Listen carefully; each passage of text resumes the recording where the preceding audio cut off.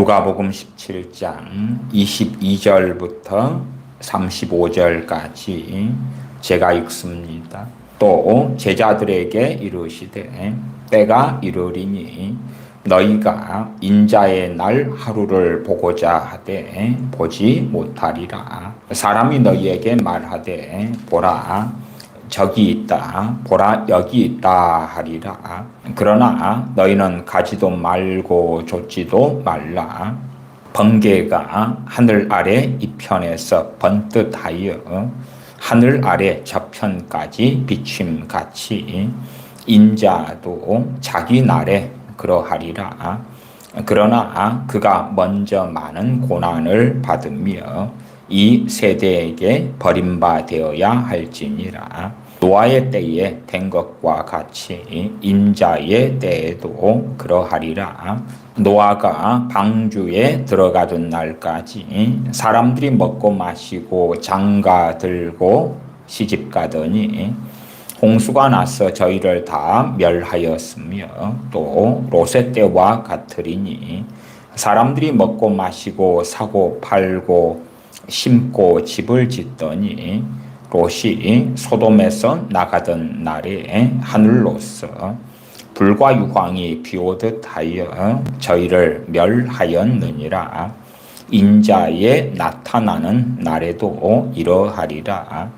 그날에 만일 사람이 지붕 위에 있고 그 세간이 집 안에 있으면 그것을 가지러 내려오지 말 것이요 밭에 있는 자도 이와 같이 뒤로 돌이키지 말 것이니라. 롯의 철을 생각하라. 무릇 자기 목숨을 보존하고자 하는 자는 잃을 것이요 잃는 자는 살리리라. 내가 너희에게 이르노니 그 밤에 두 남자가 한 자리에 누워 있음에 하나는 데려감을 당하고 하나는 버려둠을 당할 것이요 두 여자가 함께 매를 갈고 있음에 하나는 데려감을 당하고 하나는 버려둠을 당할 것이니라. 아멘. 한 시간에 이어서 인자에 나타나시는 날, 인자의 때에 대하여 누가복음 17장의 말씀을 본문으로 시작합니다. 누가복음 17장 22절입니다. 또 제자들에게 이르시되 때가 이르리니 너희가 인자의 날 하루를 보고자 하되 보지 못하리라. 사람이 너희에게 말하되 보라 저기 있다 보라 여기 있다 하리라. 인자께서 여기 있다 저기 있다. 그러나 너희는 가지도 말고 좇지도 말라. 주님께서 오실 때에 그때는 당연히 이 누가복음 17장의 말씀에 노아의 때, 롯의 때처럼 또한 데살로니가 전서 5장에 말씀하는 것처럼 마태복음 24장에 말씀하는 것처럼 평안하다 안전하다 할 그때에 주님께서 오신다고 말씀합니다. 그렇기 때문에 요한계시록 그 대환란의 말의 끝에 재림하시는 주님의 재림과는 명확히 구별되어 있다는 것을 반복적으로 말씀을 드리고 있습니다. 주님께서 이 땅에 오실 때에 그래서 인자의 날 인자의 때가 되어졌을 때에 성도의 휴거가 있을 것이다. 그럼 그때에 이 세상에는 무슨 일이 있느냐? 23절로 한다면 보라 여기 있다 저기 있다. 아 재림하신 예수님께서 여기 있어 저기 있어. 미혹이 이 세상에 가득하게 된다는 것을 알 수가 있습니다. 심지어는 데살로니가전서 2장의 말씀을 지난 시간에도 좀 보았지요. 적그리스도가 나타나서 많은 기적과 이적을 행할 것이다. 불법하는 자가 나타날 것이다.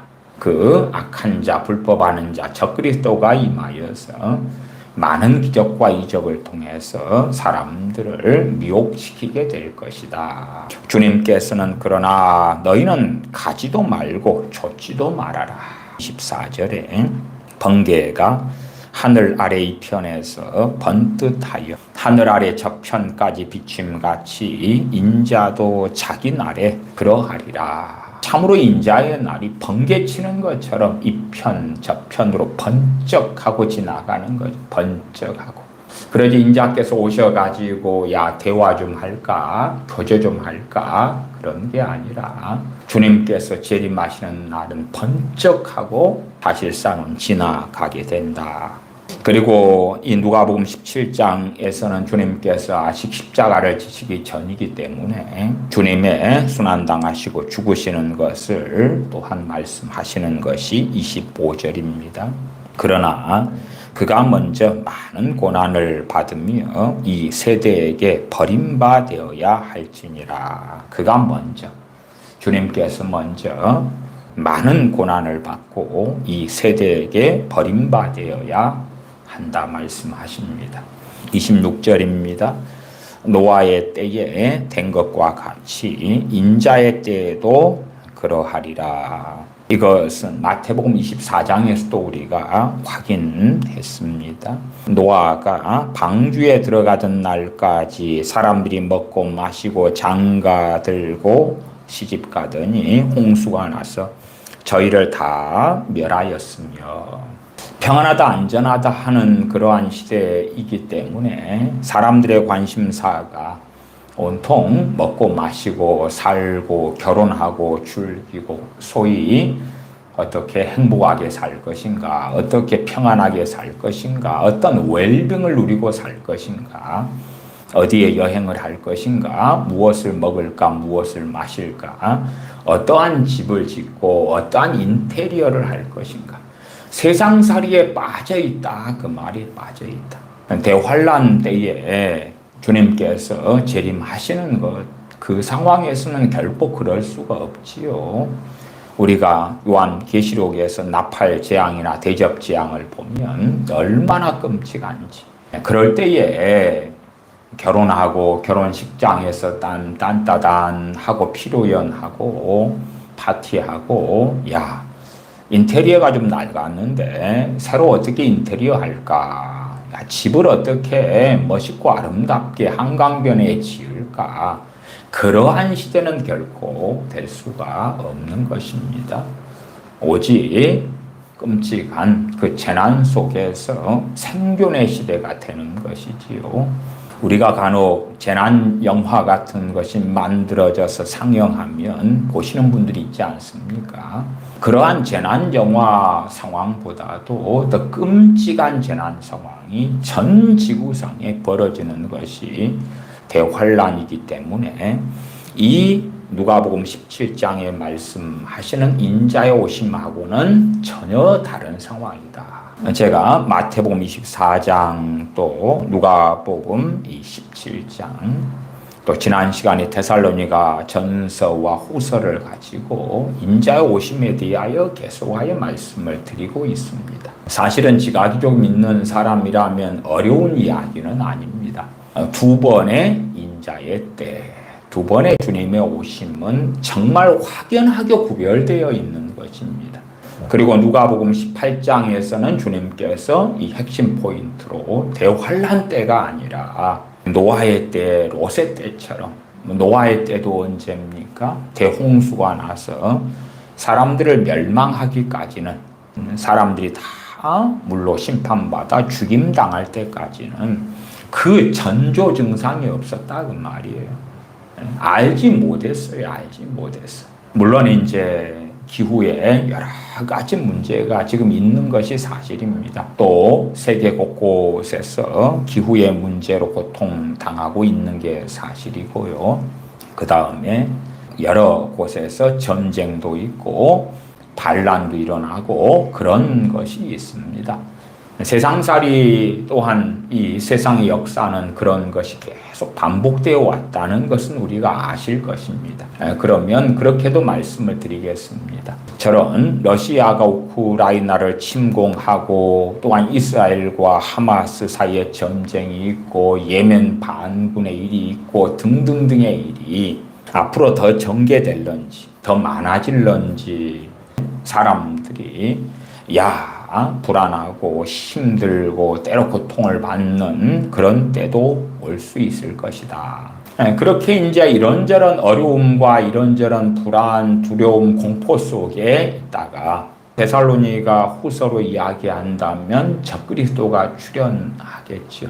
그 다음에 다니엘서 9장의 말씀으로 한다면 7년 평화의 언약을 굳건하게 전 세계적으로 세우게 될 것이다. 그리고 마치 태평성대가 온 것처럼 이렇게 믿고 확신할 수 있을 것이다. 과연 평안하다, 안전하다 느낄 때가 언제 일런지는 모르겠습니다. 물론 지금도 전 지구상에서는 상당한 사람들은 평안하다, 안전하다 느끼고 살죠. 더군다나 돈이 좀 많다면 더 그렇게 느끼고 사는 시대는 맞습니다만은 이 보편적인 사람들의 인식상 이상기후의 문제나 저런 전쟁의 징후들, 특별히 러시아의 우크라이나 침공을 통하여 유럽 같은 EU 국가들 같은 경우는 군비 확장을 하고 군사력을 준비하고 무기를 준비하고 그러고 있습니다. 불안감이 더 커지고 있죠. 평안하다기보다도 불안감이 커지고 있어요. 지금 대만 같은 경우도 중국의 그러한 공격을 대비하고 있고 사람들은 두려워하고 때때로는 불안하고 공포에 잡히기도 하고 있습니다. 그래서 최근에 들어와서 대만의 기독교인들이 모여서 몇 명씩이라도 모여가지고 나라를 위하여 기도하는 그 기도 모임을 대만 곳곳에서 일으키고 있는 것을 우리가 듣습니다. 그리고 그 결과로 상당한 사람들이 주님을 믿고 주님께 나오고 있다고도 최근 소식을 제가 듣기도 합니다. 그렇게 이제 대만 사람들이 불안과 두려움에 있기 때문에 그 가운데 기독교인들이 하나님께 대만의 평화를 위해서, 대만의 안전을 위해서 엎드려 기도하면서 야 우리가 다만 2명, 3명만 모이더라도 대만을 위해서 기도하자. 대만의 평화를 위해서, 안보를 위해서 기도하자. 그러한 믿는 사람들의 기도 운동이 열렬하게 일어나고 있는 중입니다. 그만큼 불안하고 힘들다는 거겠지요. 극단적으로 대한민국도 안보의 위기가 지금보다도 더 훨씬 심화된다면 대한민국에 믿는 크리스천들도 335 모여서 또 교회들마다 모여가지고 대한민국의 안보를 위하여 기도하는 그런 운동이 벌어지겠지요. 그러나 아직 그렇지 않은 것은 대한민국 사람들이나 우리나라 기독교인들 입장에서는 그렇게 기도하고 하나님께 매달릴 정도로 대한민국의 안보가 위험하지는 않다 이렇게 느끼니까 그렇단 말이에요. 그렇게 전 세계적으로는 이 불안이 증가되고 있는 게 사실이에요. 두려움이 증가되고 있는 것이 사실입니다. 그래서 이러한 것들이 어느 때에 더 증가돼 가다가 적그리스도의 이유든지 또한 하나님의 이 주권 속에서 행하시는 일이든지 간에 평안하다, 안전하다. 다시금 좋은 시절이 오는구나. 야, 정말로 경제도 좋고 환경도 좋고 세계가 마치 이제 다시금 평화로운 시대가 된 것처럼 이런 시대가 되어졌구나. 그렇게 경험되는 그런 때처럼 되어질 것이다. 27절 노아가 방주에 들어가던 날까지 사람들이 먹고 마시고 장가 들고 시집 가더니 홍수가 나서 저희를 다 멸하였으며 그렇게 멸망받을 때까지 알지 못한 것처럼 인자의 때에 인자의 오시는 날이 되어도 알지 못하고 깨어있지 않고 예비하지 않고 주님 맞이할 준비가 되지 않더라. 최소한 세상 사람들은 전혀 알지 못하더라. 이 아름다운 지구의 평화로운 날들이 천년 만년 이어질 것처럼 더 확신하는 가운데 그렇게 살아가더라. 전 세계 전반적으로 사람들이 야, 좋은 시대구나, 좋은 세상이구나 그렇게 느끼게 될 때, 그때 어느 때에 주님께서 오실 것이다. 그리고 자기의 사람들을 데리고 가실 것이다 하는 것입니다. 28절입니다. 또 롯의 때와 같으리니 사람들이 먹고 마시고 사고 팔고 심고 집을 짓더니, 물론 하나님께서 또한 우리 주님께서 우리의 일상의 삶이나 세상의 삶을 반대하시는 건 아닙니다. 먹고 마시는 것, 집을 짓는 것, 장사하는 것, 그런 것을 반대하시는 이야기가 아니라 그만큼 평안하게 사는 때를 이야기하고, 평안하게 살기 때문에 사람들의 관심이 무엇을 심을까, 무엇을 팔까, 살까, 먹을까, 마실까, 또한 집을 어떻게 지을까, 꾸밀까, 거기에 온통 빠져 있다 그 말이에요. 세상 사람들이 그렇게 빠져 있으면 믿는 사람들도 이 세상 사람들의 유행과 풍조와 흐름을 따라서 그런 길을 쉬이 걸어가는 것을 우리가 알 수가 있습니다. 29절, 롯이 소돔에서 나가던 날에 하늘에서 불과 유황이 비오듯 하여 저희를 멸하였느니라. 롯이 소돔에서 나가던 날에, 소돔 사람들 입장에서는 상상이 되지 않는 이야기지요. 불과 유황이 하늘에서 떨어져서 멸하는, 자기들을 멸하게 되는 일을 꿈에선들 생각했겠는가 그 말이에요. 또한 역사적으로 그런 일이 어디가 있겠는가 그 말이지요. 길 가다가 벼락 맞는 것보다, 벼락 맞아 죽는 것보다 더 희소한 확률이다 그 말이에요. 근데 롯이 소돔에서 나가던 그날에 하늘에서 불과 유황이 비오듯 하여 저희를 멸하였느니라. 인자에 나타나는 날에도 이러하리라. 인자에 나타나는 날에도 이러하리라. 주님께서 이 땅에 오시는 때, 재림의 때에 나타나시는 날에, 그 때에 사람들이 멸망이 이제 다가왔는데도 불구하고, 하나님의 진노, 노하심이 왔는데도 불구하고 아무 생각 없이 먹고 마시고 심고 거두고 사고 팔고 집을 짓고 시집가고 장가가고 그렇게 사는 것에 빠져 있더라. 그리고 호련히 갑자기 멸망이 다가오죠.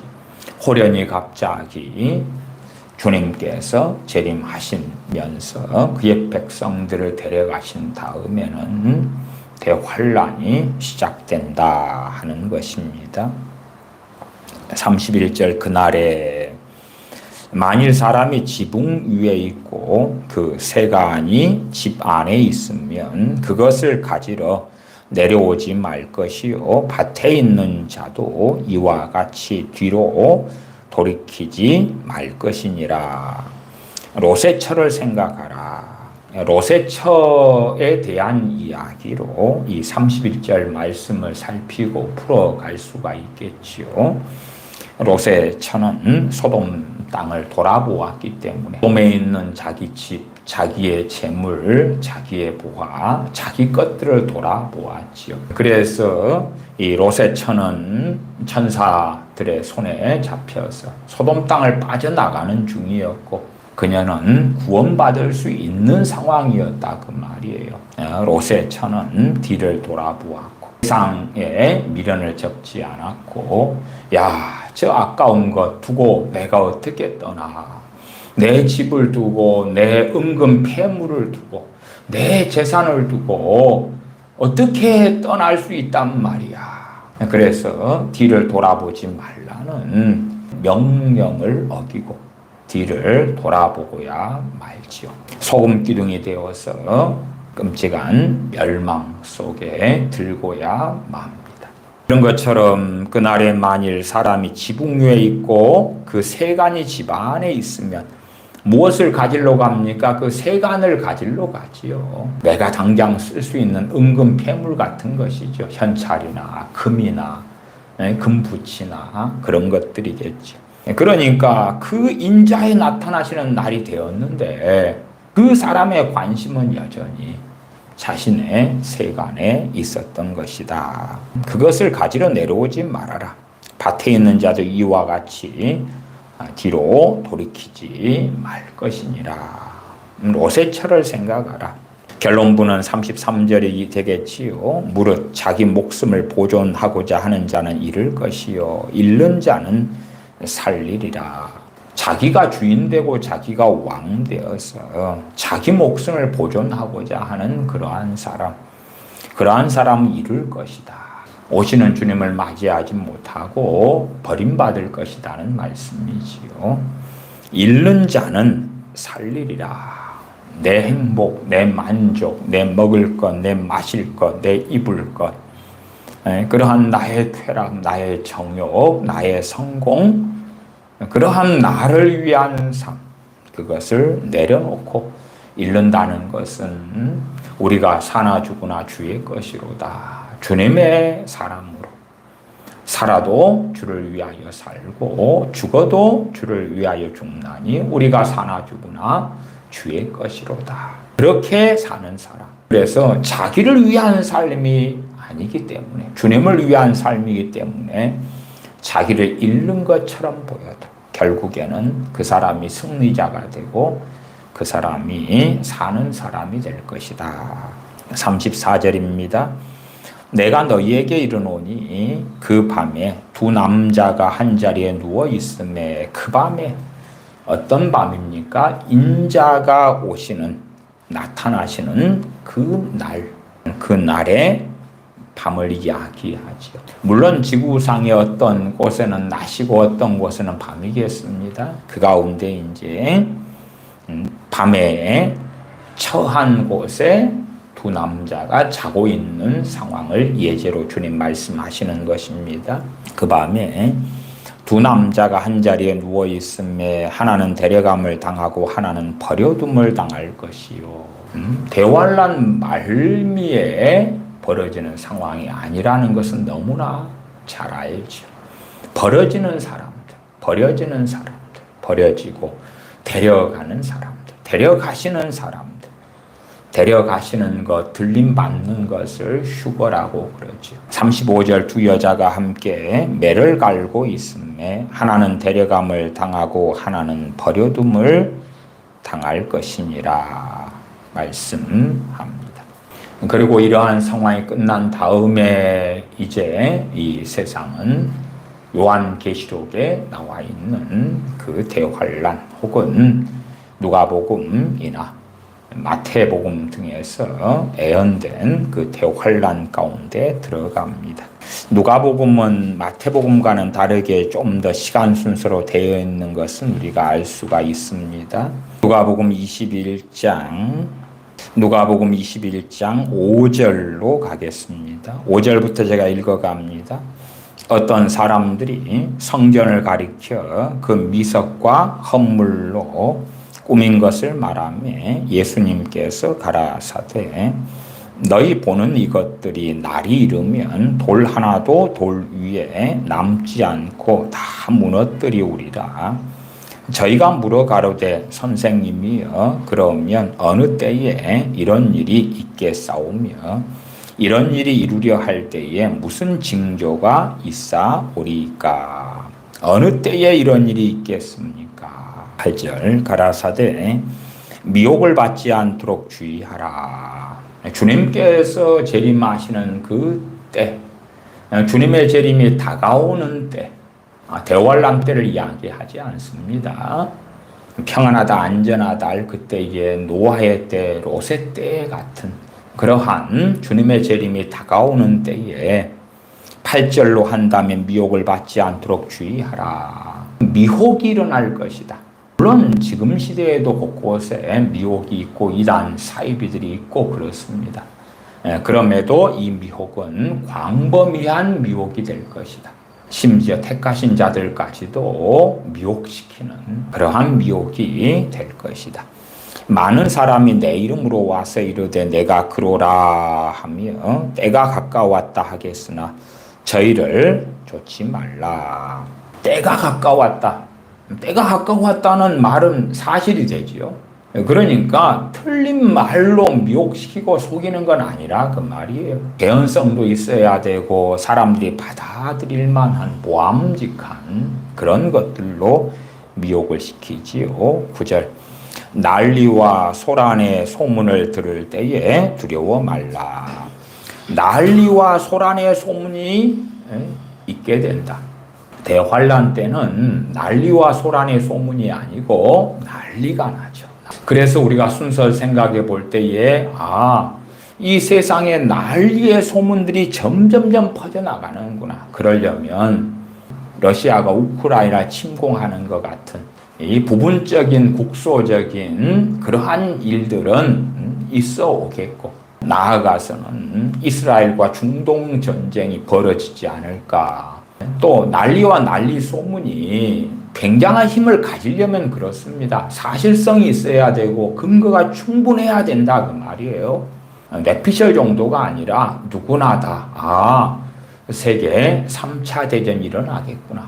전 세계가 끔찍한 핵무기 공격이라든지 그런 전쟁, 경제적으로 아주 심각할 정도의 난리가 벌어진다든지 그러한 여러 가지 난리와 난리 소문. 난리가 소란이 날 수밖에 없어. 그러한 것이 한 국가에 국한된 일이 아니고 전 세계적인 상황 속에서 그런 일이 있을 것이다. 네, 주님께서는 두려워 말라고 그러십니다. 그 다음에 그러면 어떤 일이 있을까? 이 두려움과 공포 속에서 평안의 때로 접어들지 않을까. 그 중심에는 충분히 적그리스도가 데살로니가 후서 2장을 통해서 말씀드린다면 있을 수 있다. 9절 하반 이 일이 먼저 있어야 하되 끝은 곧 되지 아니하니라. 먼저 있어야 한다. 난리와 소란의 소문 그것이 먼저 있어야 한다. 그리고 난리와 소란의 소문이 그대로 난리로 그대로 소란으로 전 세계적인 심각한 상황으로 그대로 이어가지는 않을 거라. 또 우리 지구온난화, 기후재앙 그리고 실제로 이제 곳곳에서 벌어지잖아요. 이 빈도가 점점점 지구적으로 세계적으로 많아지고 커진다면 그 기후의 문제를 가지고도 난리와 소란의 소문이 근거가 있으니까 더 사람들의 마음을 사로잡을 거라 그 말이에요. 전쟁이든 경제든 기후의 문제든 지진이든 난리와 난리 소문이 더 사람들의 마음을 확실히 사로잡을 정도로 근거를 가지고 데이터를 가지고 있을 거다. 그 다음에 그 난리가 그대로 일어나는 게 아니라 아직 끝이 아니기 때문에 평안하다 안전하다 그때가 다시 도래할 거라 그렇게 말씀을 드리는 것입니다. 10절 또 이르시되 민족이 민족을 나라가 나라를 대적가 일어나겠고 처처에 큰 지진과 기근과 온역이 있겠고 또 무서운 일과 하늘로서 큰 징조들이 있으리라. 이제 이건 대환란의 이야기구나 이렇게 알 수가 있겠지요. 쭉 넘어가서 20절로 갑니다. 너희가 예루살렘의 군대들에게 에워싸이는 것을 보거든 그 멸망이 가까운 줄을 알라. 그래서 우리가 확인할 수 있는 게 예루살렘에 대한 문제구나.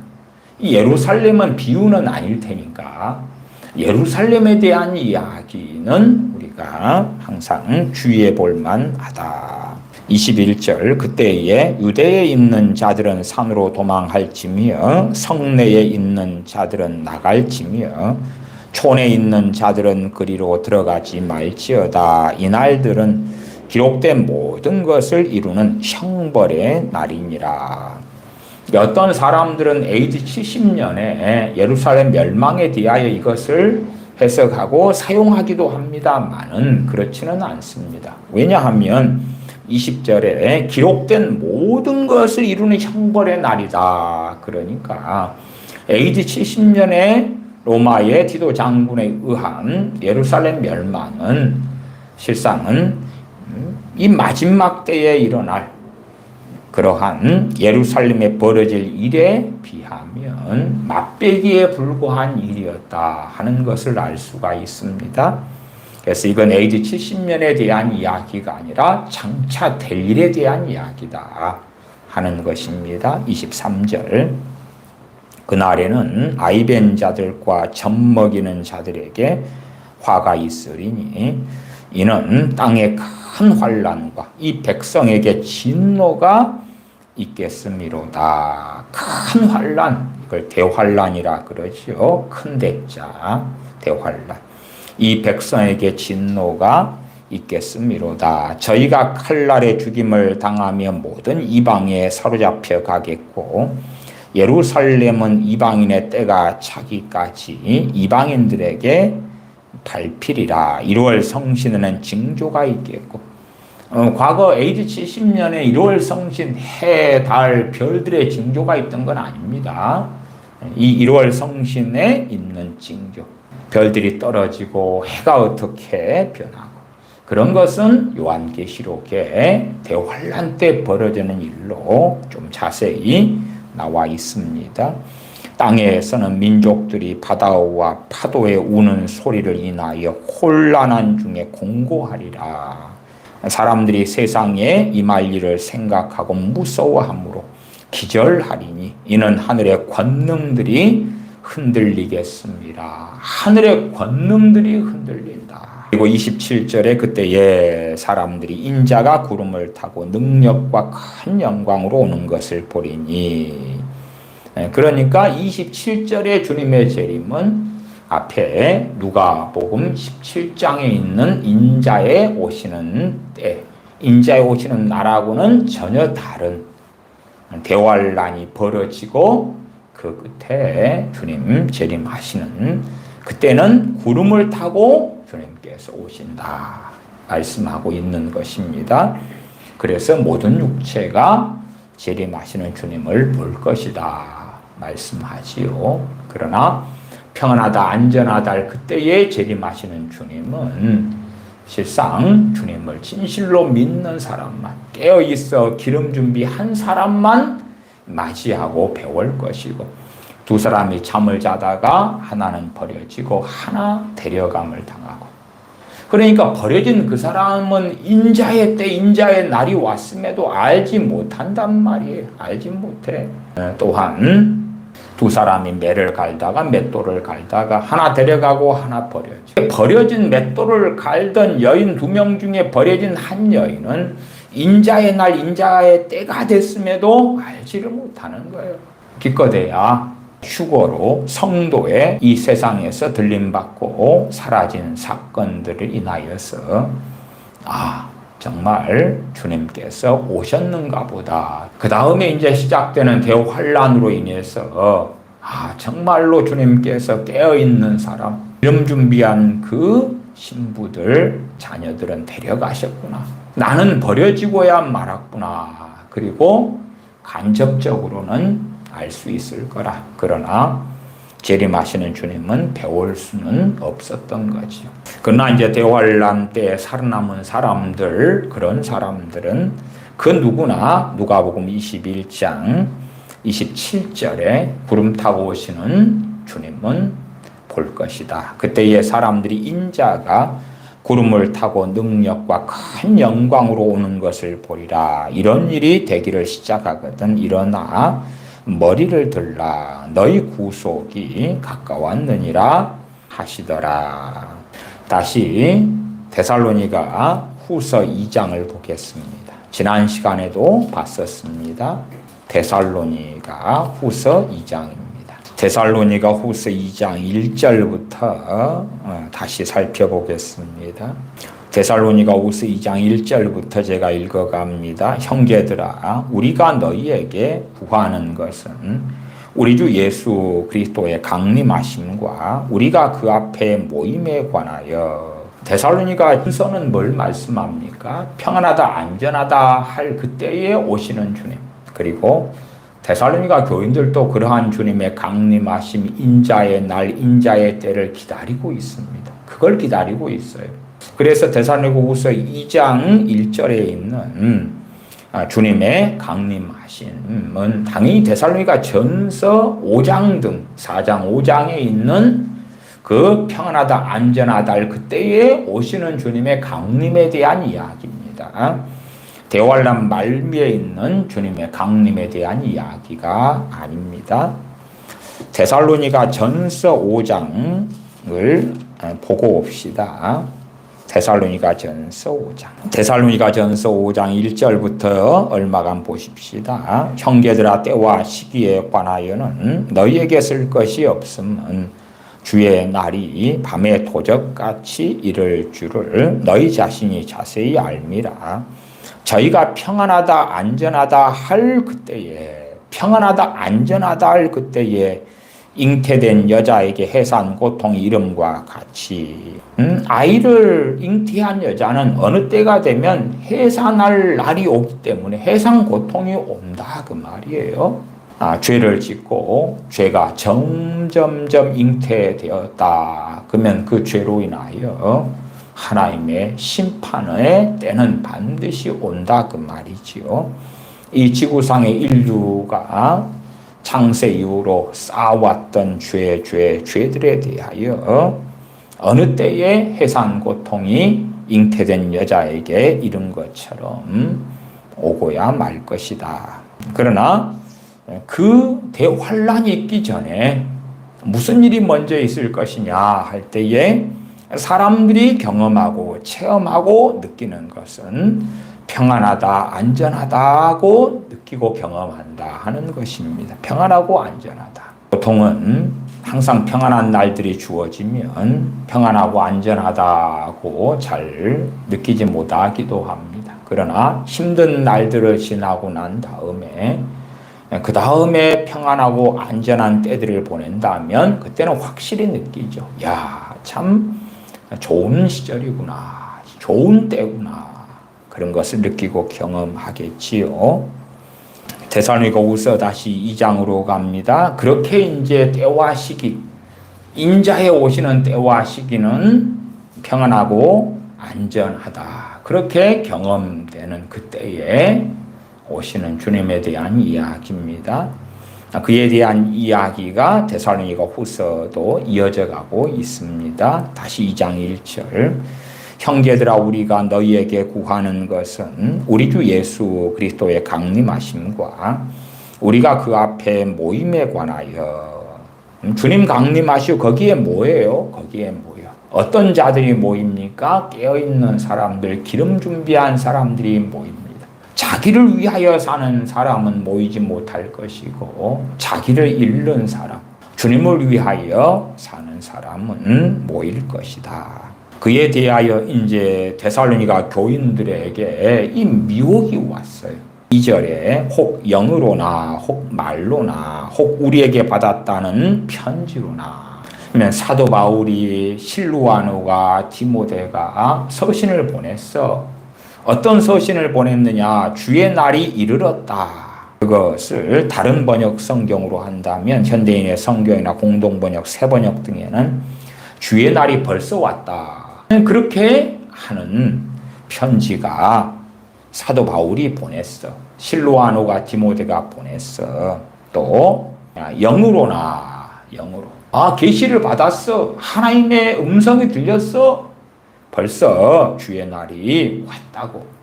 그렇게 해서 이 데살로니가 교인들을 동심하게 만들고 두려워하게 만들었다.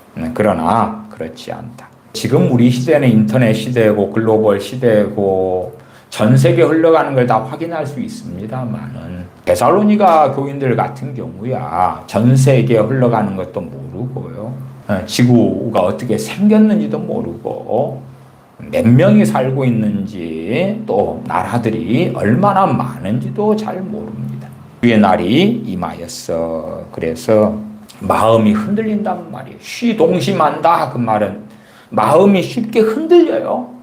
이제 어떻게 하지? 두려워해요. 근데 그렇게 하지 말아라. 그러면서 주님 재림하시기 전에 공중 강림하시고 그에 깨어있는 자녀들, 성도들을 부르실 때, 휴거시키실 때에 그 전에 무슨 일이 먼저 있느냐를 바울은 설명해 주는 거다. 그 말이에요. 그것이 3절부터입니다. 누가 아무렇게 하여도 너희가 미혹하지 말라. 먼저 배도하는 일이 있다. 배도하는 일이 있다. 제가 지난 시간에도 이 배도하는 일이 크게 두 가지 양상이 될 수 있다 말씀을 드렸어요. 심지어는 두 가지 양상이 같이 일어날 수도 있겠죠. 첫 번째 양상은 WCC 같은 것, 혹은 종교다원주의 같은 것이 보편적인 목회자나 교인들에게 다 퍼지고 받아들이는 것 같은 거지. 로마서 1장에 보면 동성애로 인하여 하나님이 얼마나 진노하셨는지도 나와 있습니다. 그러면 성공회들 같은 데서 하는 것처럼 동성애는 죄가 아니야. 동성애 신부도 세우고 동성애 주교도 세우고 뭐 이런 것 같은 것이 일반적으로 벌어진다면 어떻겠느냐. 미국 같은 경우는 미국 남침례회 같은 곳에 동성애 같은 거 들어올 때에 많은 교회들이 이탈했어요. 우리는 더 이상 여기에 속해서 너희와 함께 할 수 없다. 그러니까 이 광범위한 미혹으로 아직까지는 미국에 있는 기독교인들을 사로잡지는 못했다는 걸 알 수가 있겠지요. 그러나 이제 그런 잘못된 것이 들어왔을 때 마치 그 일제 시대에 신사참배가 왔을 때에 신사참배를 장로교라면 총회에서 가결하고 소수만 반대하고 핍박을 받지 대다수는 신사참배길을 걸어가면서 이건 우상숭배가 아니야. 그렇게 했었다 그 말이에요.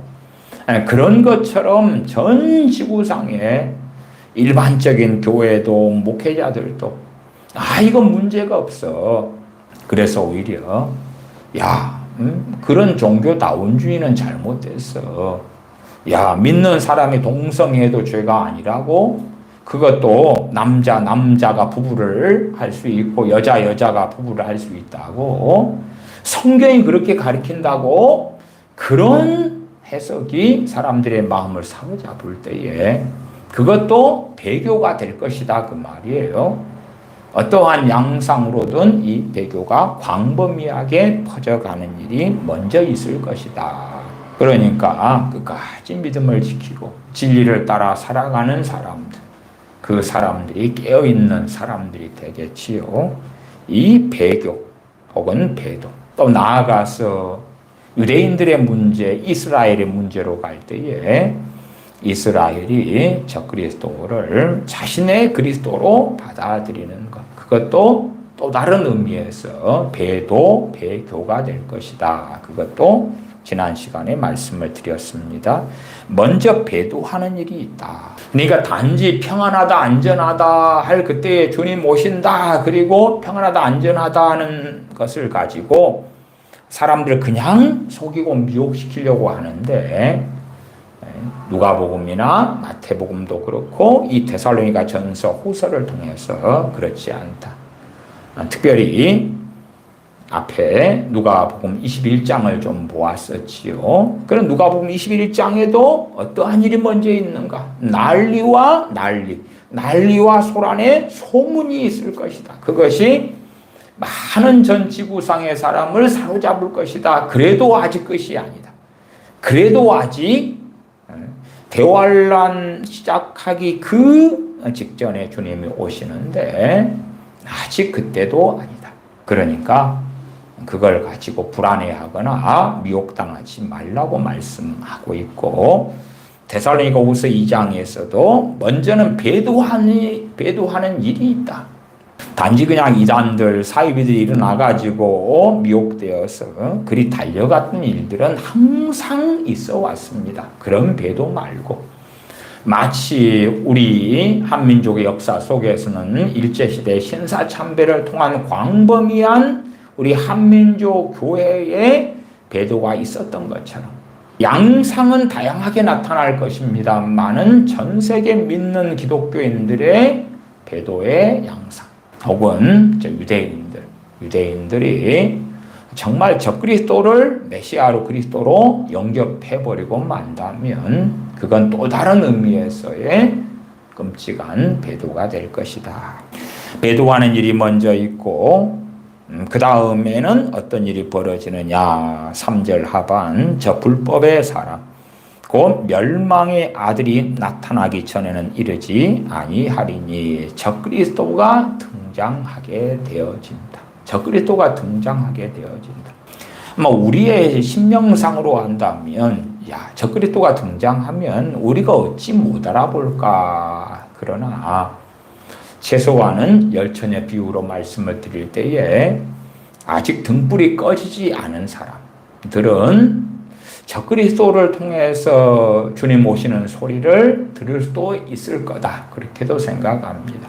보라 신랑이로다 맞이로 나오라 하는 것을 성경에 예언된 적그리스도가 저 사람인 것이 정말 확실해. 지금은 좀 드문 일입니다만은 1970년대나 80년대 이렇게는 어떤 일들이 많이 있었냐 그러면요. 뜨겁게 주님 사랑하고 깨어 있었던 그러한 나이 드신 권사님, 장로님, 집사님들 가운데 자기의 죽을 날을 주님께서 가르쳐 주시고 그걸 예비하게 된 사람들이 꽤 있었어요. 그래서 참으로 주님 사랑하고 사는데 그해 자기 봄날에 죽을 걸 이미 받아서 알고 있어요. 준비를 해요. 찬양하고 기도하는 가운데. 깨어있는 사람들, 할아버지, 할머니들 가운데 우리 주님을 신실하게 섬기는 사람들은 자기 죽을 것에 대하여 주님께서 알려주시는 장래일을 너에게 알리시리라 하는 것을 직접 경험하고 그래서 죽기 전에 유언도 다 하고 자기 죽는 것도 준비해 놓고 자기 장례식에 먹을 음식도 준비해 놓고 자기의 수의도 준비해 놓고 장례식장에 온 사람들에게 미리 감사 인사도 해 놓고 그러면서 기쁨으로 주님께 돌아간 그러한 사례들이 꽤 있었습니다. 그러면 그렇게 깨어있는 사람들에게 주님 오시는 것에 대하여 어찌 알려주지 않으시리요. 물론 정확한 몇 시, 몇 분, 며칠 그건 아닐 거예요. 그러나 성령의 역사하심을 통하여 딱 그렇게 예비하게 될 것이다. 성령의 도우심이 충분히 깨어있는 사람들에게 나타나서 주님 앞에 머물 수 있게 해주실 것이다. 그렇게 믿습니다. 또 나아가서는 적그리스도가 출현하고 적그리스도가 세계적인 인물이 되겠죠. 세계적인 인물. 전 세계의 7년의 평화의 언약을 굳건한 평화의 언약을 맺게 하는 사람이니까 굳건할 정도로 아주 강력한 힘이 있는 담보되는 것 같은 그 평화의 언약을 전 세계로 하여금 맺게 하려면 그는 얼마나 신뢰할 만한 인물이어야 되겠는가? 그는 얼마나 세상 사람에게 존경받고 찬탄받는 인물이 될 것인가? 적그리스도가 출현한다. 단지 저기 아프리카 어디에 적그리스도가 태어났어? 그러면 누가 알겠어요? 그런 것이 아니고 그래 심지어 데살로니가 교인들 같은 이 글로벌화가 되지 않는 시대에도 적그리스도가 출현한다면 알게 될 정도의 그러한 것이 되었을 것이다. 하물며 지금 시대에는 적그리스도가 출현한다면 뇌피셜이나 음모론의 문제가 아니라 어느 때가 되면 충분히 알게 되어질 것이다. 누구는요? 깨어있는 사람들. 물론 깨어있는 사람들이 저 사람이 적그리스도다라고 말하면 그 사람은 미치광이 취급도 얼마든지 받을 것이겠지요. 대한민국에도 선거철이 지금 되지 않습니까? 좌파 우파네, 민주당 파네, 국민의힘 파네, 자유보수네, 진보네 그러고 있는데 가족 안에서 그것 때문에 얼마나 분열이 있고 다툼이 있습니까? 가족 안에 하나 되지 못하는 이 상황들을 보는데 전 세계적으로 존경받는 인물에 대하여 남편이나 자식이나 아내가 존경을 해요. 저 사람은 적그리스도다 그러면은 그것 때문에 좌판에 우판에 보수네 진보네 해서 가족 간에 싸움이 있고 난리가 벌어지는 것보다 더 심각한 분열과 더 심각한 다툼을 초래할 정도의 일도 충분히 될 것이다. 그렇게 말씀을 드리는 거예요. 4절 저는 대적하는 자라 대적자라. 뭘 대적하냐? 범사 일컫는 하나님이나. 그럼 여기서 하나님은 우리 아버지 하나님을 이야기하는 하나님이 아닙니다. 신을 이야기하는 단어예요. 신을. 일반적 보편적 언어로서의 신을 이야기합니다. 그래서 신이라 불리는 모든 것이나 신이라 불리는 자기가 지금 현재 신이라 그 말이에요. 신. 자기가 신이요.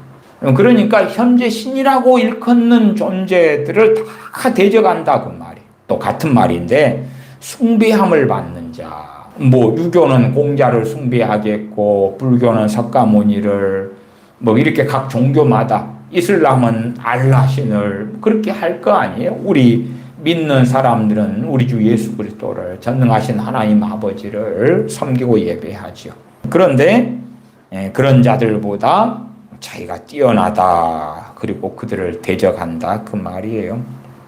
소위 예배 대상이 되는 모든 것에 대하여 대적해요. 그리고 자기가 현존하고 실존하는 신이라고 주장하는 거죠. 충분히 그렇게 많은 사람들에게 보일 수 있는 것이 그가 9절로 가면 악한 자의 임함은 무슨 말이냐 그러면 그 적그리스도의 출현은 혹은 다른 번역으로 하면 그 불법자의 나타남은 이렇게 번역됩니다. 악한 자의 임함은 그 불법자의 나타남은 사단의 역사를 따라 모든 능력과 표적과 거짓 기적과 불의의 모든 속임으로 그렇게 온갖 기적, 이적, 능력, 표적을 행하니까 사람들은 따른단 말이에요. 또 불의의 모든 속임이라 그러잖아요. 속임. 그래서 경건한 척, 거룩한 척, 선한 척, 거룩하고 선하고 공공의 이익의 목적을 가진 양, 이 속임수를 쓴다 그 말이에요. 속임수가 충분히 먹혀 들어갈 이유가 모든 능력, 표적, 거짓, 기적을 일으키기 때문에 그러하다. 또한 거짓 기적이라고 나온 것은 모든 능력, 표적, 거짓, 기적 그런데 다 거짓이 아니라 어떤 거 진짜로 나타나고 어떤 것은 조작을 하겠죠. 그의 세력이 있으니까 그의 세력을 통하여 과거에 그런 마술사들이 있었잖아요. 조작하는 그런 마술사들 같이 거짓 기적들도 또한 얼마든지 만들어내고요. 그것 말고도 진짜 능력, 표적도 나타난다 그 말이. 그러니까 모두 다가 거짓은 아니다는 걸 우리가 생각해 볼 수는 있습니다. 다시 2장 4절로 갑니다. 저는 대적하는 자라 범사에 일컫는 하나님이나 신이라고 불리는 모든 것이나 숭배함을 받는 자, 예배 대상이 되는 모든 것 위에 뛰어나 자존하여 하나님 성전에 앉아 자기를 보여 하나님이라 하느니라. 그러면 이때에 이 평안하다 안전하다 할 그때는 이 적그리스도를 통하여 평화협정이 맺어진다면 제3성전도 지어질 수 있다 그 말이에요. 제3성전이 있어야지 거기에 성전에 들어가서 앉아서 하나님 성전에 앉아 자기를 보여 하나님이라 그렇게 할 수 있을 테니까. 자기를 보여 하나님이라 한다는 것은 크게 두 가지 의미로 말씀을 드립니다. 첫째는 당연히 자기가 하나님이다는 것 하나일 거고, 또한 우리 믿는 사람이나 유대인의 관점으로 보면 우리 주님께서는 하나님과 동등하시며 삼일째 하나님이시기 때문에 성자 하나님이시지요. 그래서 유대인의 관점에서는 메시아라 그러는 것도 내가 하나님이다. 그것과 같은 것이에요. 요한복음 5장 18절에 보면 유대인들이 이를 인하여 더욱 예수님을 죽이고자 하니 이는 안식일을 범할 뿐 아니라 하나님을 자기의 친아버지라 하여 자기를 하나님과 동등으로 삼으심이로라. 우리 주님을 죽이고 싶은 유대인들의 이유는 여러 가지가 있습니다만은 그 중에 하나는 전능하신 하나님을 자기의 친아버지라고 하고, 그 친아버지라는 것은 하나님과 자신이 동등하다 그 말이에요. 피조물이 아니다 그 말이에요. 창조주시다 그 말이에요. 우리가 히브리서 말씀에도 아버지께서 그 아들을 통하여 천지를 창조하셨다고 말씀하지요. 자기를 하나님과 동등으로 삼으심이로라. 그것처럼 이 적그리스도는 자기를 메시아라. 메시아는 성자 하나님이시다. 내가 하나님이다. 그런 의미도 될 수 있고, 그 다음에 온갖 기적과 이적을 베풀면서 전 세계 사람들을 대상으로는 내가 사실은 너희들이 섬겨왔던 무수한 신적인 존재, 그 존재가 결국은 나였다. 자기를 보여 하나님이라고 한다. 근데 하나님 성전에 앉아, 그러니까 성전이 있어야 되겠죠. 있어야 돼. 데살로니가 교인들 시대에는요, 하나님 성전에 앉아, 그러면 일단 이해를 했어요. 왜? 당시에는 헤롯 성전이 무너지지 않았을 때니까 거기 성전이겠구나. 그러나 이제 AD 70년 이후로는 성전이 없단 말이에요. 그리고 지금 유대인들은 제3성전을 지을 준비는 다 끝났습니다. 전부 다 끝났어요. 제사장들도 준비되어 있고, 의복도 준비되어 있고, 성전을 건축할 자재도 준비되고. 근데 그 예루살렘의 성전을 지을 그 장소의 문제, 또한 무엇보다 이슬람과의 문제 때문에 제3성전을 지을 수 없다 그 말이. 그러면 이 적그리스도에게는 이 성전이 굉장히 중요하기 때문에 적그리스도가 등장하면 이 이스라엘과 이슬람 사이에 화해를 하도록, 평화를 맺도록 그렇게 하고, 그 다음에 제3성전을 짓도록 도와줄 수도 있겠다, 그렇게 생각도 합니다. 그러면 제3성전도 우리가 주목해 봐야 돼. 왜? 제3성전이 지어질 준비가 다 됐으니까. 그러나 정치적인 문제, 국제적인 문제, 아랍, 이슬람과의 문제 때문에 이스라엘은 제3성전을 못 짓고 있는 상황이란 말이에요. 그걸 이제 누군가가 해결해 주면 되겠지. 강제로 예루살렘에 있는 황금의 돔 이슬람 사원을 밀어버린 다음에 그 자리가 솔로몬 성전이 있던 그 자리란 말이에요. 그걸 밀어버리고 거기에 짓는다면 이슬람과의 전쟁이 일어날 수밖에 없는데 지금 그러기는 정말 쉽지 않죠. 어쨌든 누군가가 또 이스라엘 사람들이 그 솔로몬 성전 자리 혹은 황금의 돔 사원 자리에 짓지 않고 제3성전을 다른 데 짓도록 설득할 수도 있겠죠. 누군가가. 그렇게 해서 제3성전이 지어지고 제3성전이 지어지는 것에 이슬람도 그래 그렇게 해라, 그렇게 누가 중지한다면, 그렇다면 저는 그런 인물이 적그리스도일 가능성이 또한 높다. 그 성전이 있어야지.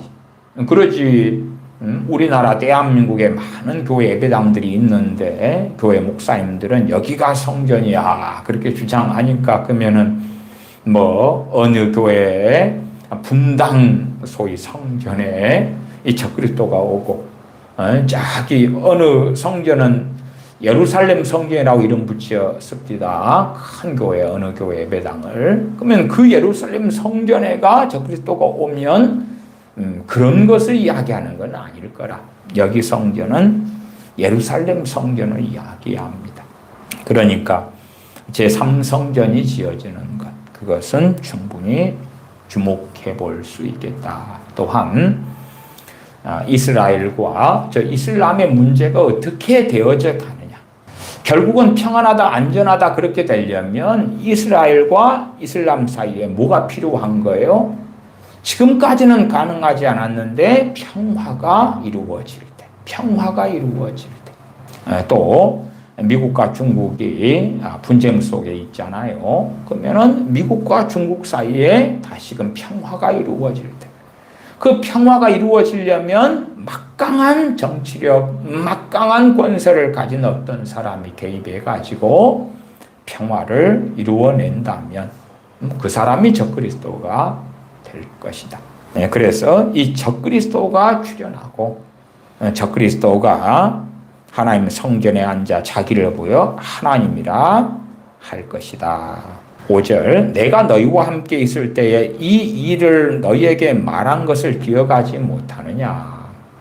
데살로니가 교인들이 평안하다 안전하다 할 그때에 주님 오시는 것, 성도가 휴거되는 것, 그것을 이미 데살로니가 전서에서도 사도 바울이 가르쳤고 또한 데살로니가 교인들과 함께 있을 때도 가르쳤는데 기억을 상기시켜 주는 거예요. 내가 말했잖아. 너희들과 함께 있을 때에 이 적그리스도 이야기를 했잖아. 이 배교에 대한 이야기를 했잖아. 적그리스도 이야기 했잖아. 기억하지 못하느냐. 책망을 하기도 하는 거예요. 왜 기억 못해? 왜 기억하지 못해서 2절에 혹 영으로나 내 계시 받았는데 성령이 말씀하셨는데 혹 말로나 혹 우리에게 받았다는 편지로나 사도 바울이 어떻게 가르쳤는지 몰라도 새로운 편지가 왔어. 그게 아니래. 이렇대. 주의 날이 벌써 와버렸대.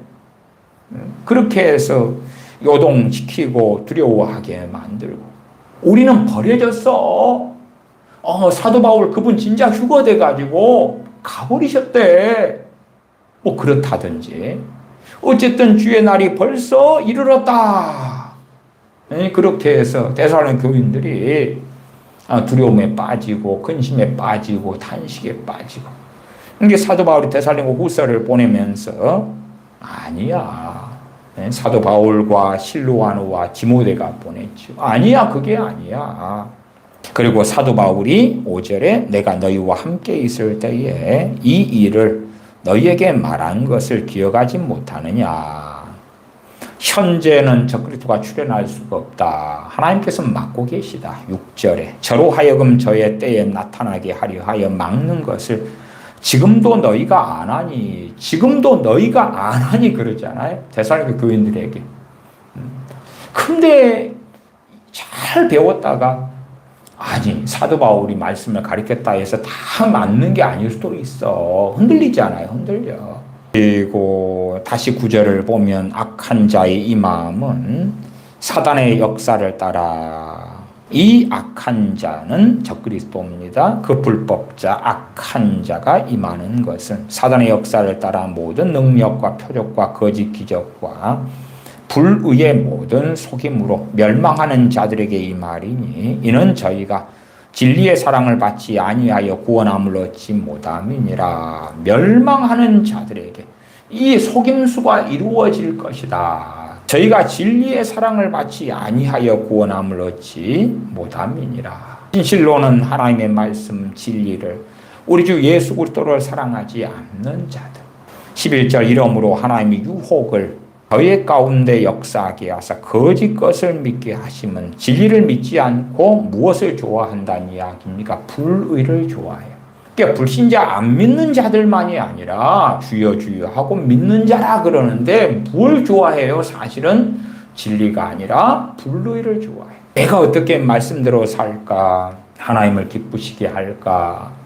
주님과 동행할까? 순종할까? 거룩해질까?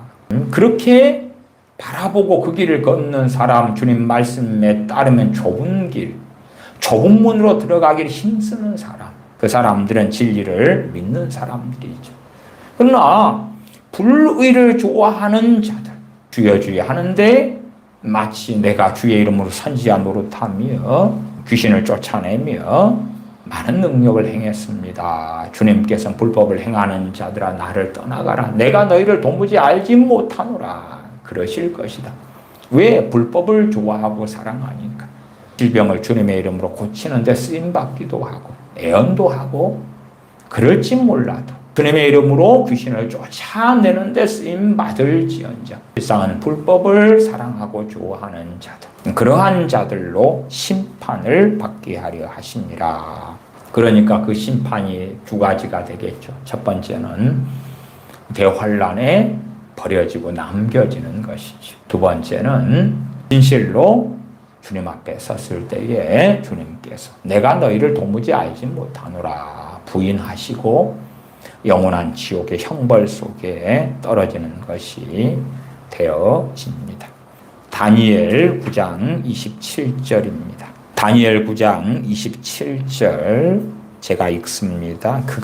그는 적그리스도입니다. 장차 많은 사람으로 더불어 한 이래 동안의 언약을 굳게 정하겠고, 한 이래 동안, 이래는 7년이죠. 7년. 한 이래 동안 7년 동안의 언약을 굳게 정한다. 그냥 사람 사이 하는 가벼운 약속이 아니죠. 더군다나 이 한 이래 동안의 언약은 전 세계적인 언약. 난리와 난리 소문, 경제적인 것, 무역 분쟁에 대한 것, 이슬람과 이스라엘의 전쟁의 문제, 혹은 러시아가 저 유럽 EU를 침공한다든지 그러한 문제들을 정리하는 한 이래 동안의 언약이다. 그가 그 이래의 절반에 제사와 예물을 금지할 것이며, 이것은 이제 본격적으로 대환란에 돌입하는 때 벌어지는 일인 것도 우리가 알 수가 있습니다. 7년 동안의 이 언약, 평화의 언약이죠. 그것이 전 세계적으로 이루어진다. 그래서 이러한 전체적인 모양과 모습에 대해서는 우리가 수학 공식처럼 정확히 이렇게 딱딱 떨어지게는 쉽게 이렇게 다 설명은 못합니다. 왜냐하면 장차 될 일이기 때문에. 그 다음에 성경은 조금씩만 나와 있어요. 그리고 상당히 많은 부분들은 겪어보고 당해봐야지 일어나 본 다음에야 이래서 이렇게 기록됐구나, 그것을 우리가 확인할 수가 있는 거예요. 그가 적그리스도입니다.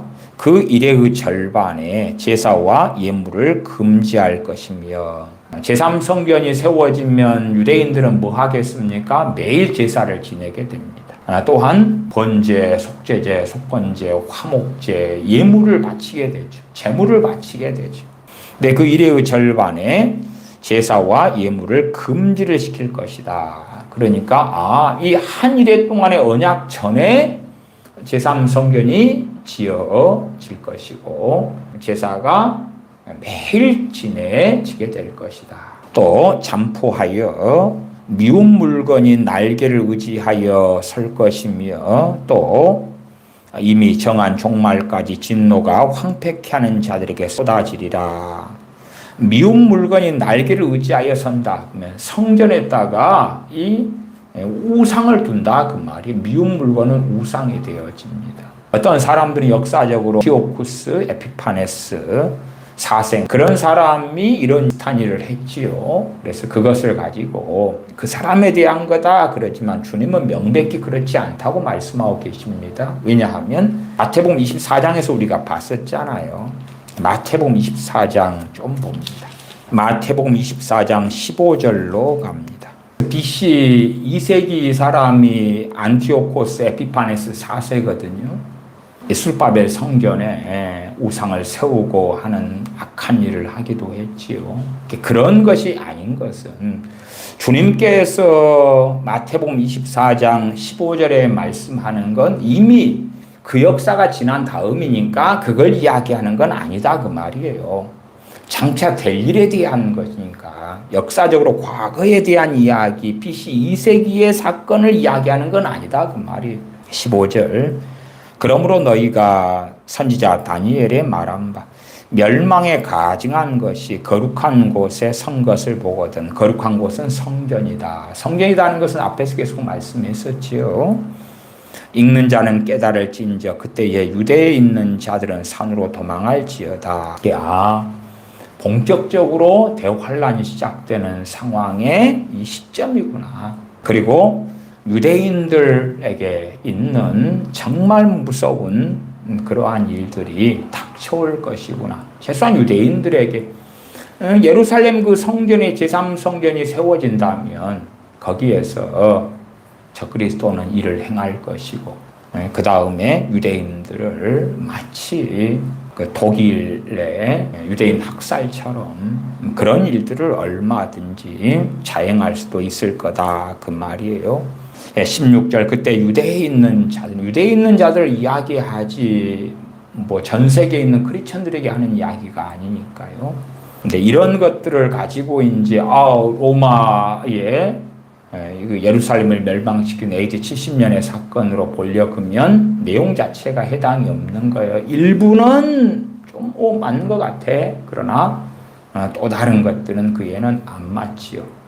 이것은 적그리스도의 출현, 그 다음에 그 이후에 나타나는 환란에 대한 이야기다.